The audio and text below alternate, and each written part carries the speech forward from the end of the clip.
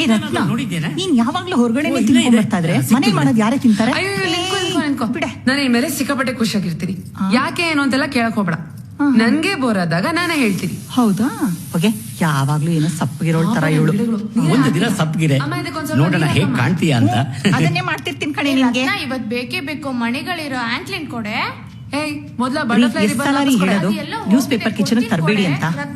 ನಾ ಎಲ್ಲೇ ತಗೊಂಬಂದೆ? ಅಪ್ಪ ಅಮ್ಮ ಹೇಳಿದಕ್ಕೆಲ್ಲ ಹೂ ಅಂತ ಒಪ್ಕೊಂಡ್ರೆ ಉಳ್ಕೊಂತೀಯಾ? ಇದು ಅಂದ್ರೆ ಅಷ್ಟೇ ನಿನ್ ಕತೆ.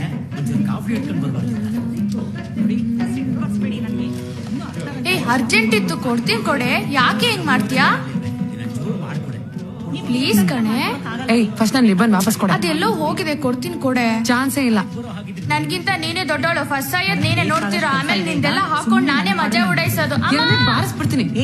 ಏನ್ರಿ ಅದು ನಿಮ್ದು? ಸಾಯಿ ಹೋಗು. ಯಾರ್ ಸಾಯ್ಬೇಕೆ?